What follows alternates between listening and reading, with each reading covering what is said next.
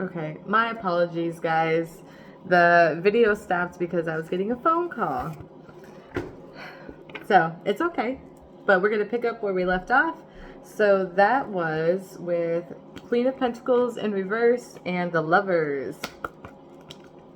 That is the hope or fear, and my guess is that that's a fear. I don't know. We got Lovers upright and Queen of Pentacles in reverse. Hold on. I want to get an idea.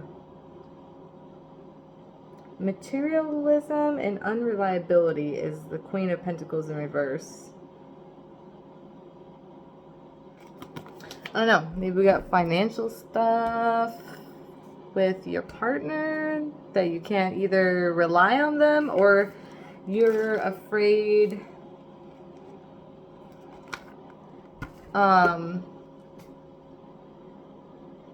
some way or another that your finances are going to be messed up when it comes to like this other person. I don't know. So the potential outcome. Can I please get the potential outcome? And I'm going to kind of go quickly through this just because my man's coming home soon and I don't know. I get like a little, I don't know, not like embarrassed, but like flustered when he's around. Like, I think he thinks that it's cheesy or whatever that I'm doing it, and I get like tripped up in what I'm trying to say if he's here. Anyways, it's all good. Okay. The potential outcome, please. Can I please get okay. The Sun card. All right. So I think there's light at the end of the tunnel here. Wow. Because it seemed like we went through a lot of darkness there for a second. Like there's a lot of, I don't know, like misunderstandings, uncertainties, maybe past stuff is affecting you. All right. So the main energy is Three of Wands. Like I said, I'm going to go through this quick. I'm just going to read it and we're going to keep it going. So Three of Wands upright is expansion and growth. It says Three of Wands indicates that you're using your energy to work with others, delegating and sharing responsibilities that play to your strengths.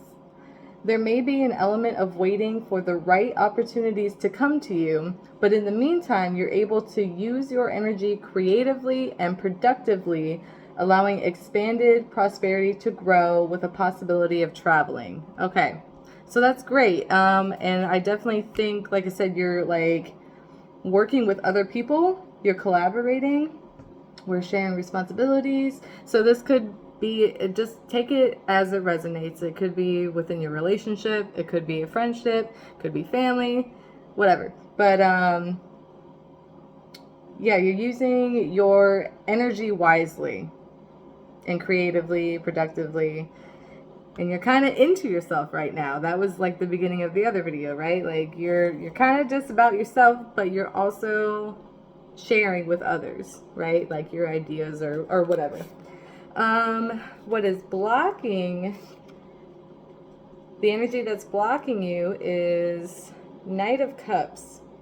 Emotional offerings, speed is the upright position, but it's blocking you. So I tend to read the energy that blocks you as reversed.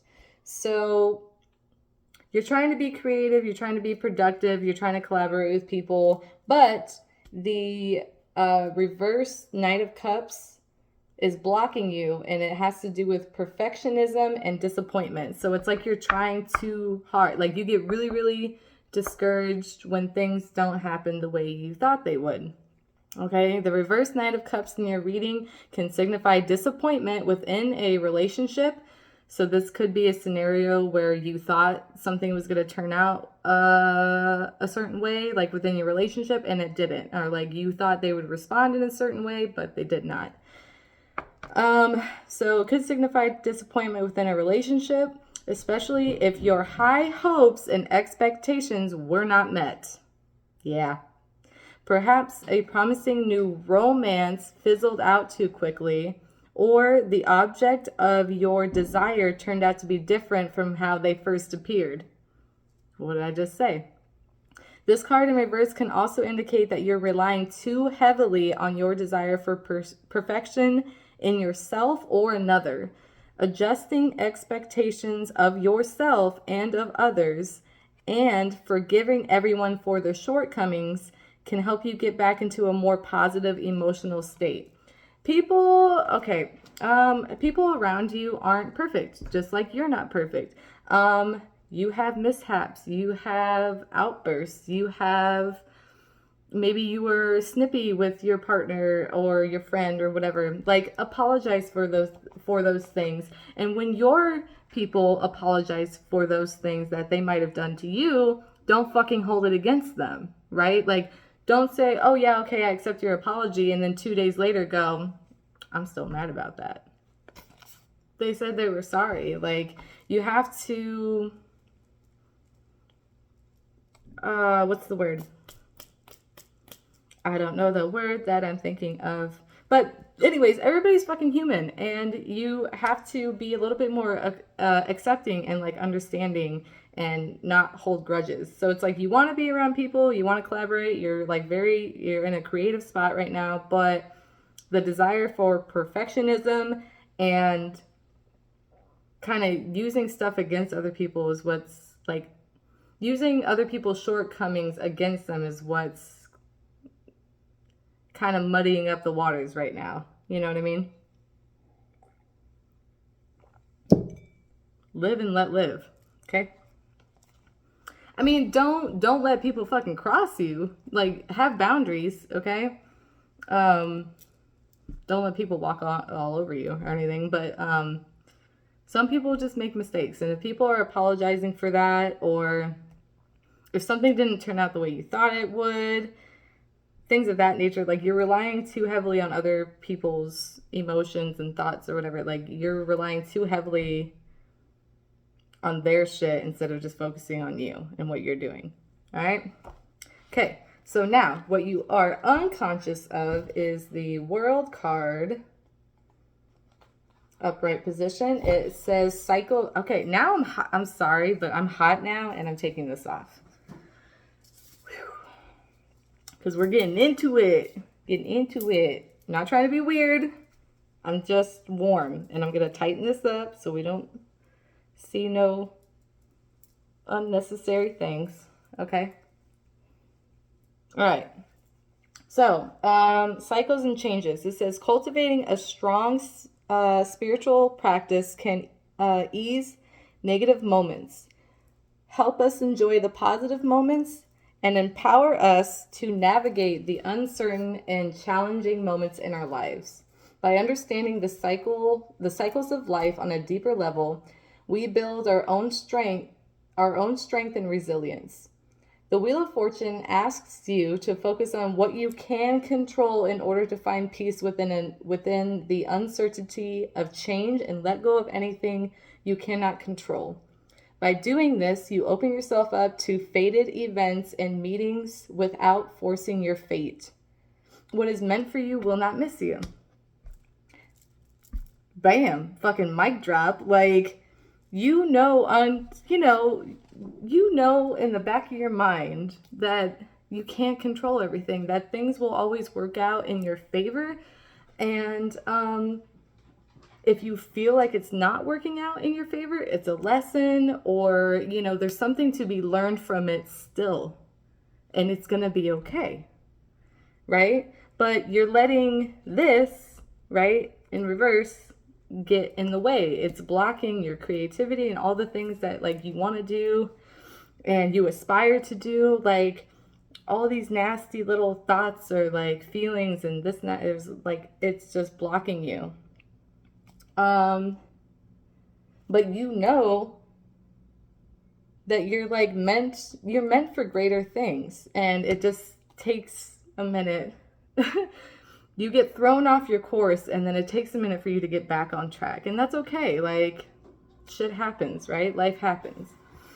But this is It's there. It's in the background. It's behind the scenes, okay? Behind the fucking curtain. You're gonna be okay. And cultivating a strong spiritual practice can ease negative moments by understanding. Yeah, and this is just a cycle, right? So when you get really, really high up, you're having a good time, whoop, it just as easily comes back around to the low points, right? Like you're just going through sort of you're right here. You're right here right now. Okay? You're at the bottom, and you're like, it's not gonna get better, not gonna get better. Then you're like, oh shit, wait, it's getting better. Oh fuck. And then you're like, woo, elated, and then you go back down. Like it's just a fucking cycle. And you're gonna be okay. All right. So what you are conscious of, sorry, like I said, rolling through this. What you are conscious of, it's grief and sadness. Okay. The Five of Cups asks you to acknowledge your feelings of sadness and disappointment.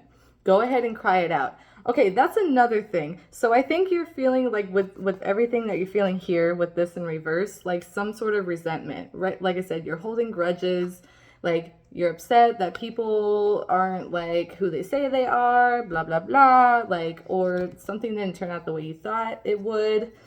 And you're having moments like of sadness and disappointment. Like it's building up, building up, building up. And what you are conscious of, like you're ready to cry it out. Like like I said, we got the cycles, okay? They're moving. The grieving process takes time, but it will not last forever.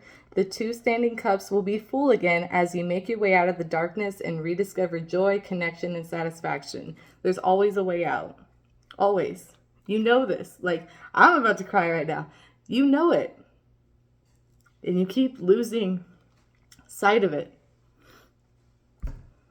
It's going to be okay. Find the fucking good moments, even in the bad. Like I said, there's lessons to be learned. Okay? What is meant for you will not miss you.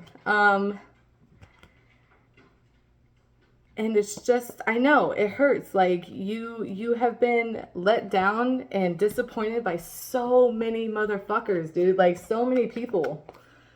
And you're just like, why me? And like you're getting mean and bitter and angry about it. It's like, what the hell am I doing wrong? I don't understand. Okay, but you gotta have boundaries. Don't let people walk all over you. Fucking set your intentions and tell them what's up. Like, that's not being mean or rude or whatever. Like, let people be themselves, okay? And know when to let go, and know that you can't control everybody's feelings and thoughts and emotions and whatever. And not everything is going to turn out the way you thought it would. And if they have a certain vision of you in their mind, that's not your fucking problem. You can't control that. It's not your problem. All right. So past events that have an effect on your situation, the 3 of Wands, is conflict and arguments. So the 5 of Swords teaches you that conflict, arguments, and quarreling are a natural element of all relationships. But how you manage yourself during these moments will help you evolve. Start by understanding your triggers. This is you, not them. You need to control your emotions. Is it really that important to have the last word? Is it? What might these power struggles be trying to teach you? Other times, it's best to know when to walk away from a hostile situation. Sometimes people don't want to hear it. People don't want to realize how they hurt you or what they did to like hurt you, like how it came to this point in the argument or in the hurt stage. Like there's just no getting to them. They won't understand, babe. They won't. And there's nothing wrong with you for feeling the way you feel about how somebody else hurt you or said something to you or whatever.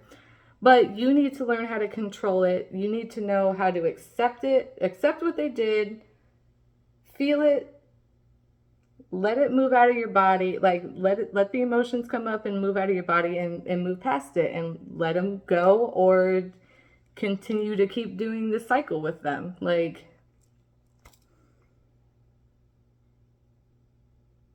arguments are a natural part of all relationships, friends, family, lovers. Yeah, we got to understand our triggers. Okay, we got, I think, too many past things. We're holding grudges. Too many past things are still current. Gotta let them go. Potential events you will face. I think that's what this one is. Yeah, potential events you will face is 10 of Wands in reverse. I need a drink. Pressure and exhaustion. Yeah. The more you keep holding on to this shit, the resentment, this is basically in reverse. It's blocking your 3 of Wands, okay? So yeah, the resentment, the things not turning out the way you thought they would, the hurt, the pain, all of that, and holding on to, this is past situations. What the fuck?